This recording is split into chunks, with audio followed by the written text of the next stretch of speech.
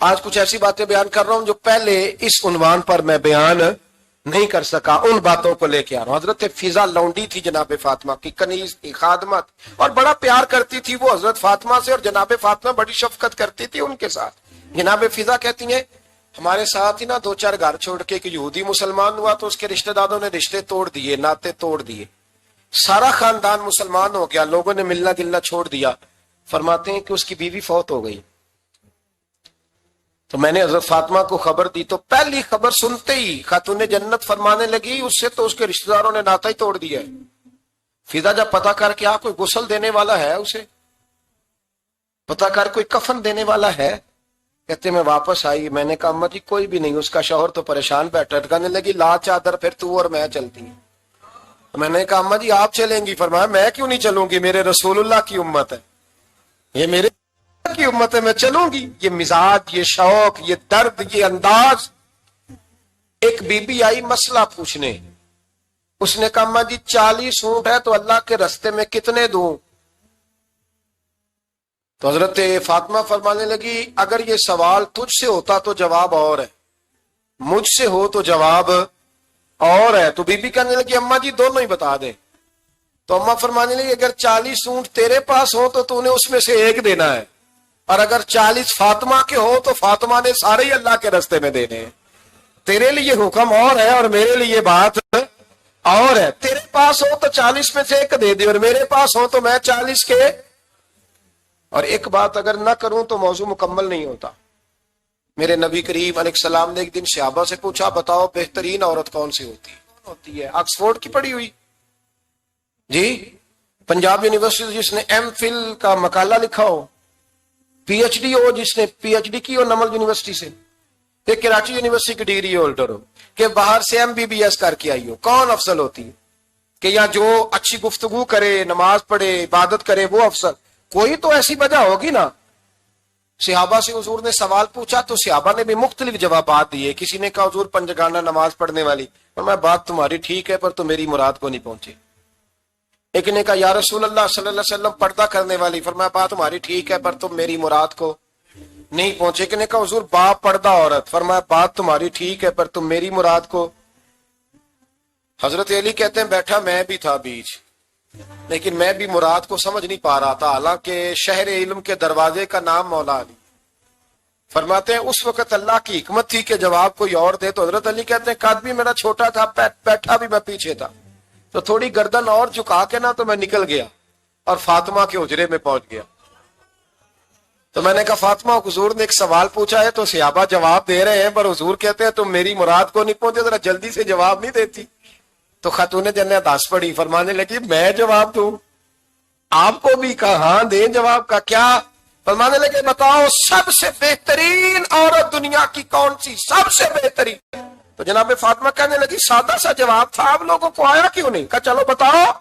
جناب فاطمہ فرمانے لگی دنیا کی سب سے بہترین بی بی وہ ہے جس کو نہ کبھی غیر محرم نے دیکھا ہو، اور اگلے لفظوں پہ غور کرنا، نہ کبھی غیر محرم نے اسے دیکھا ہو، اور نہ اس بی بی نے کبھی کو غیر محرم دیکھا ہو۔ یہ کوئی پڑتا نہیں کہ بی بی کہتی ہے جناب میں تو چہرہ ڈھانپ کے نکلی تھی، باقی میں دکاندار سب سے بات چیت کر آئی، سب کے چہرے دیکھ آئی۔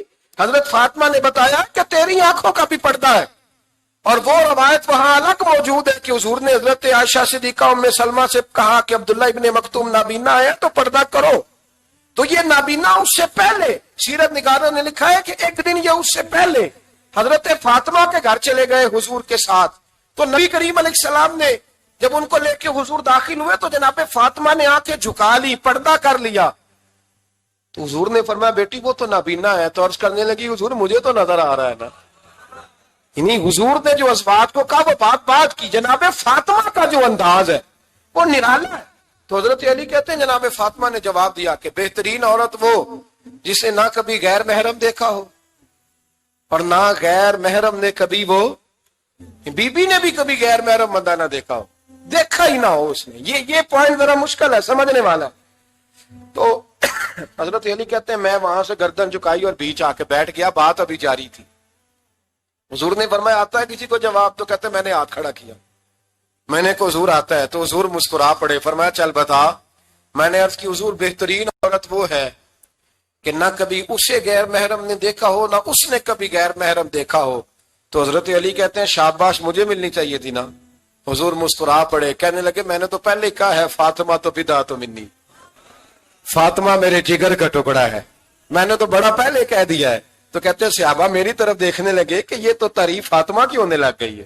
تو میں نے کہا کیا کریں، اس محبوب کو بتایا ہے جس کے لیے اللہ نے کوئی پردہ رکھا ہی نہیں، سارے پردے کھول دیے۔ حضرت فاطمہ کے وصال کا وقت آیا، انتقال کا، تو حضرت اسماء بنت امیس کو بلایا اور بلا کے فرمانے لگی تو مجھے غسل دینا اور سوائے میرے شوہر مولا علی کے کسی اور سے مدد بھی نہ لینا۔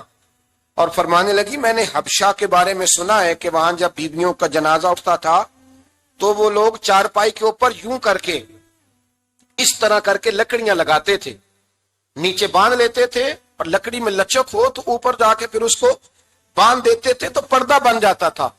فرمایا میں نے علی کو بتا دیا ہے، تمہیں بھی بتا رہی ہوں، جنازہ میرا رات کو اٹھانا اور لکڑیاں لگا کے نا تو اوپر پردہ کر لینا، میرے وجود پر پڑی ہوئی چادر پر بھی کسی کی نظر نہیں پڑنی چاہیے۔ رات کو جنازہ اٹھانا اور رات کو مجھے دفن کر دینا۔ مدینہ منورہ میں حضور کے وصال ظاہری کے 6 ماہ بعد جناب فاطمہ الزہرا کا جنازہ اٹھا تو مسجد نبوی شریف سے ایک شخص اپنی داڑھی آنسوؤں سے بھگوتا ہوا نکلا۔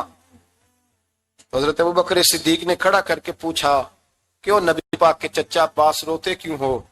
حضرت عباس کہنے لگے پہلے حضور گئے تھے، اب نبی پاک کی تصویر بھی چلی گئی۔